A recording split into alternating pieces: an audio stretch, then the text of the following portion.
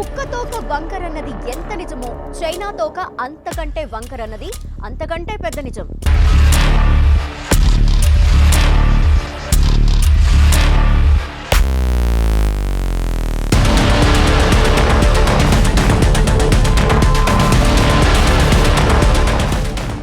China ఇండియాని trap చేసి వరల్డ్లోనే supreme లీడర్గా అవ్వడానికి ఒక మాస్టర్ ప్లాన్ని తీసుకొచ్చింది.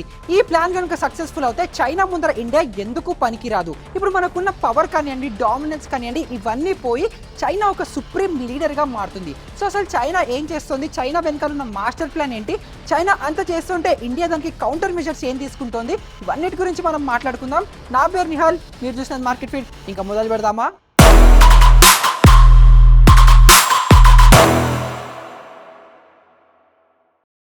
దీని గురించి మనం కంప్లీట్గా అర్థం చేసుకోవాలంటే ఫస్ట్ అసలు మనం బెల్ట్ అండ్ రోడ్ ప్రాజెక్ట్ గురించి తెలుసుకోవాలి. 2013లో చైనా ప్రెసిడెంట్ షీ జిన్పింగ్ వాళ్ళ బెల్ట్ అండ్ రోడ్ ప్రాజెక్ట్ అని మోస్ట్ ప్రెస్టీజియస్ ప్రాజెక్ట్గా అనౌన్స్ చేశారు. ఈ ప్రాజెక్ట్ అనౌన్స్ చేసినప్పుడు వరల్డ్ మొత్తం షేక్ అయిపోయారు.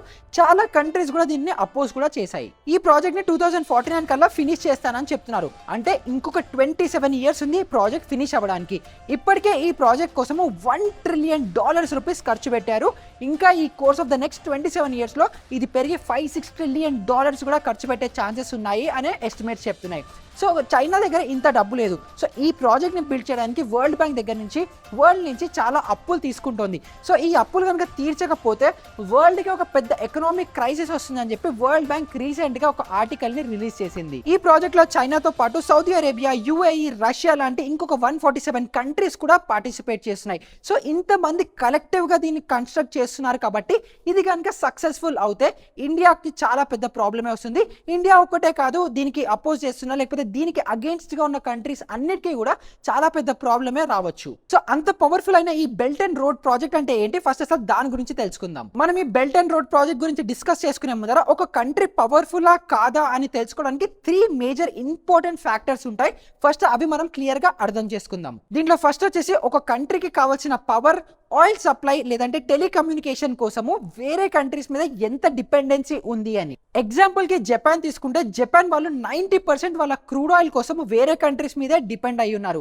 జపాన్ చాలా రకాలుగా చాలా మ్యానుఫ్యాక్చర్ చేస్తుంది, కానీ క్రూడ్ ఆయిల్ విషయంలో వాళ్ళు 90% వేరే కంట్రీస్ మీద డిపెండ్ అయ్యి ఉన్నారు. ఈ క్రూడ్ ఆయిల్ లో వాళ్ళు 40% సౌదీ అరేబియా నుంచి, 31% యుఏఈ నుంచి, ఇంకొక 8-9% కువైట్ నుంచి ఇంపోర్ట్ చేసుకుంటున్నారు. సో జపాన్ కి ఈ కంట్రీస్ తో ఏదైనా ప్రాబ్లం వచ్చి, కాన్ఫ్లిక్ట్ కనుక వచ్చి, వార్ కనుక ఏదైనా వచ్చింది అంటే వీళ్ళ 90% క్రూడ్ ఆయిల్ సప్లై అక్కడే కట్ ఆఫ్ అయిపోతుంది. 2022లో కూడా Japan 158 million kilo litres crude oil ని ఇంపోర్ట్ చేసుకుంది. ఇంకా నెక్స్ట్ ఇంపార్టెంట్ ఫ్యాక్టర్ వచ్చేసి మన ఎక్స్పోర్ట్స్ మీద వేరే కంట్రీస్ ఎంత డిపెండ్ అయి ఉన్నాయి అని. దీనికి బెస్ట్ ఎగ్జాంపుల్ తైవాన్. ఎందుకంటే వరల్డ్ లో 50% సెమీ కండక్టర్ సప్లై తైవాన్ నుంచే వస్తుంది. ఇంకా చైనా తైవాన్ కాన్ఫ్లిక్ట్ అయినప్పుడు వరల్డ్ లోనే సెమీ కండక్టర్ షార్టేజ్ వచ్చేసింది.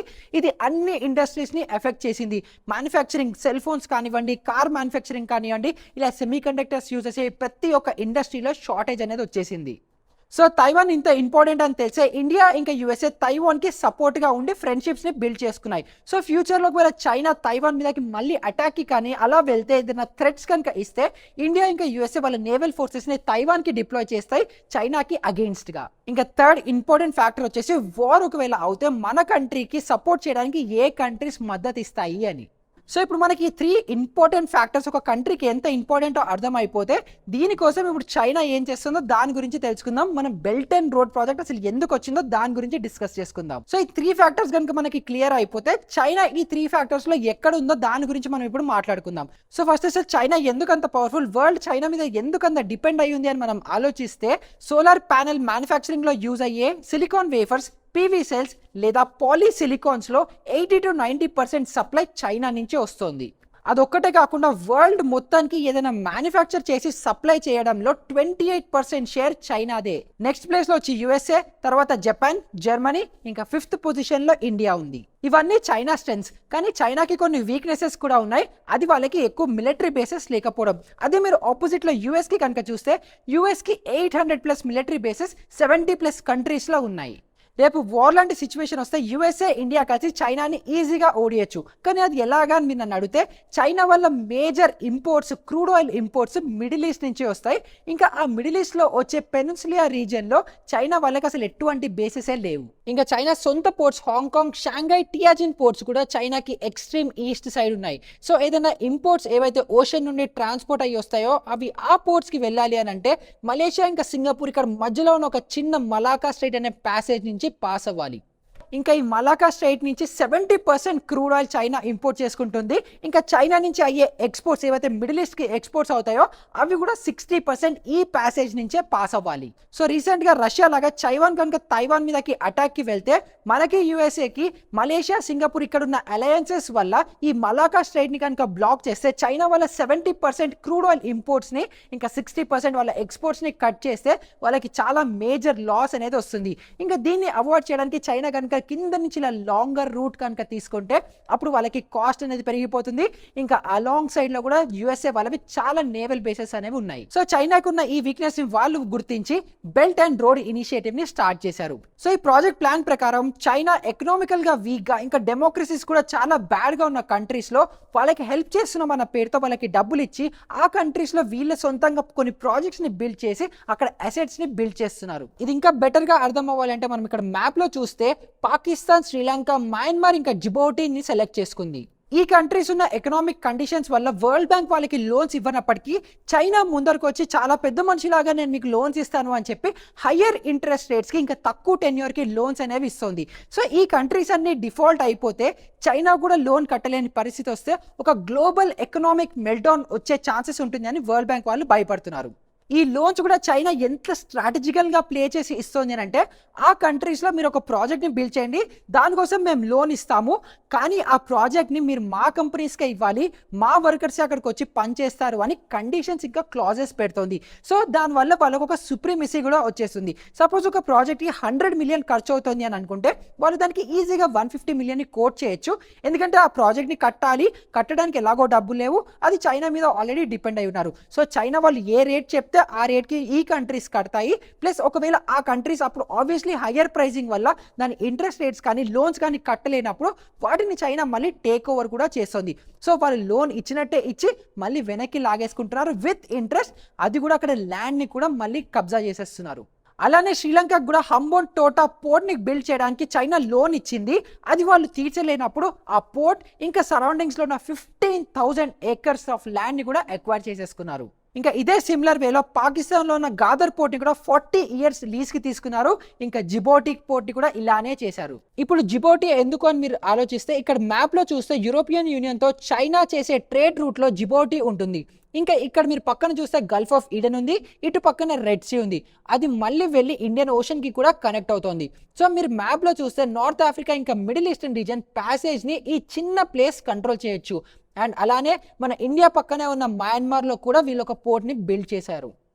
సో ఇప్పుడు మీకు ఒక డౌట్ రావచ్చు, ఈ అన్ని కంట్రీస్లో ఇలా పోర్ట్స్ బిల్డ్ చేస్తే చైనాకి ఏం యూసేజ్, దానివల్ల వాళ్ళకి ఎలా బెనిఫిట్ అవుతుంది అని. సో దీని గురించి మీకు అర్థం చేసుకోవాలంటే మీరు ఎకనామిక్ కారిడార్ గురించి తెలుసుకోవాలి. ఈ ఎకనామిక్ కారిడార్స్ అనేవి బేసిక్గా పైప్ లైన్స్, రైల్వేస్ ఇంకా హైవేస్ డైరెక్ట్గా ఈ పోర్ట్స్ నుంచి చైనాలో ఉన్న మెయిన్ ల్యాండ్కి కనెక్ట్ చేస్తున్నాయి.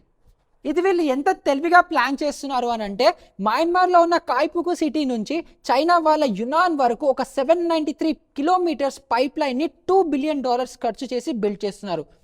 అదొక్కటే కాకుండా మయన్మార్లో ఉన్న మ్యాంగ్మ్యా నుంచి చైనాలో ఉన్న లియాన్సింగ్ వరకు ఒక హైవే ఉంది. అక్కడ నుంచి ఇంటర్నల్ చైనా చెంగ్డూకి వెళ్లేలాగా ఒక రైల్వే లైన్ కూడా ఇది నిర్మించారు.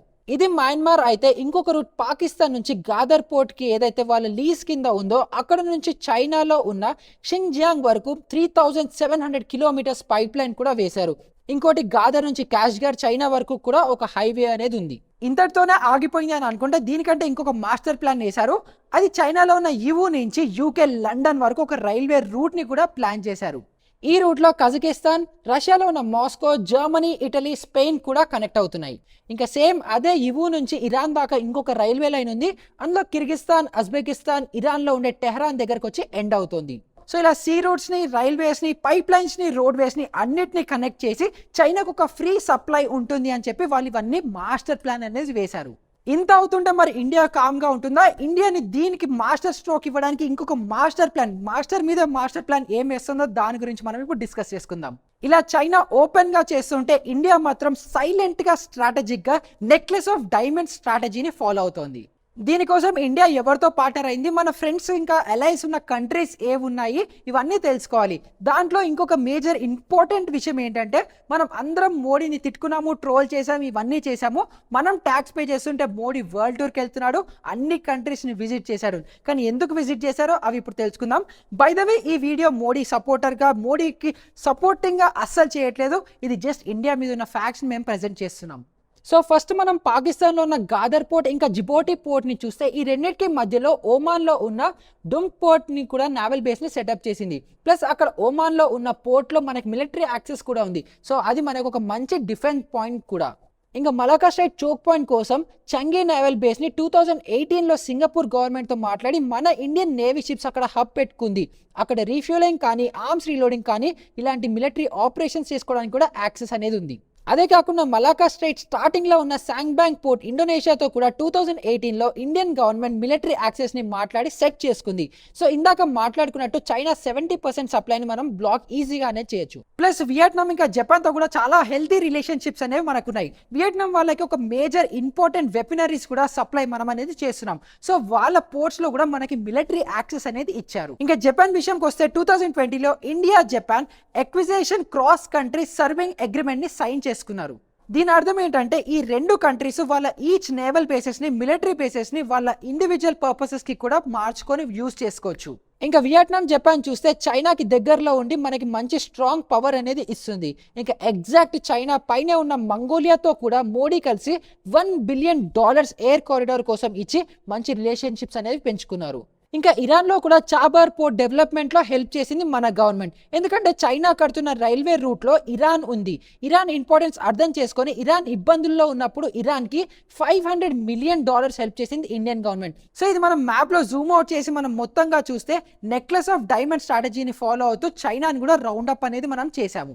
సో చైనా ఈ మాస్టర్ ప్లాన్తో వస్తుంటే దానికి కౌంటర్ మెజర్స్గా ఇండియా కూడా తన ఈ నెక్లెస్ ఆఫ్ డైమండ్ స్ట్రాటజీని ఫాలో అయ్యి ఇలా రౌండప్ చేసి అన్ని నేషన్స్ని కలిపి ఫ్రెండ్షిప్స్ అలైస్ అన్ని చేసుకుంటోంది. సో దీనివల్ల చైనాకి ఇంకా ప్రాబ్లం వస్తుందా? చైనా ఈ ఇనిషియేటివ్ని ఫుల్ఫిల్ చేయగలుగుతుందా? లేకపోతే మన డామినెన్స్ పెరుగుతుందా, తగ్గుతుందా? మీరేమనుకుంటున్నారో మాకు కింద కమెంట్స్లో చెప్పండి. ఇంకా దీని గురించి ఇది ఒక జియో పొలిటికల్ వార్గా మారుతుందా? ఇది మధ్యలో ఆగిపోతుందా? ఇంకా ఏ లెవెల్కి వెళ్తుందో మనం చూడాలి. ఇంకా చాలా టైం ఉంది కాబట్టి ఈ వీడియో గురించి మీరేమనుకుంటున్నారో మాకు కింద కమెంట్స్లో చెప్పండి. ఈ వీడియో మేము చాలా ఇన్ డెప్త్ రీసెర్చ్ ఇంకా అనాలిసిస్ చేసి మీకోసం తీసుకొచ్చాము. సో మా ఎఫర్ట్స్ కనుక మీకు వాల్యుబుల్ అనిపిస్తే ఈ వీడియోని లైక్ చేయండి, షేర్ చేయండి, ఇంకా సబ్స్క్రైబ్ చేయండి. ఇంకొక ఇలాంటి ఇంట్రెస్టింగ్ జియో పొలిటికల్ ఇష్యూతో కూడా మళ్ళీ మీ ముందరకు వస్తాను. అప్పటి వరకు నా పేరు నిహాల్, మీరు చూసిన మార్కెట్ ఫీల్డ్. ఇంకా గుడ్ బై.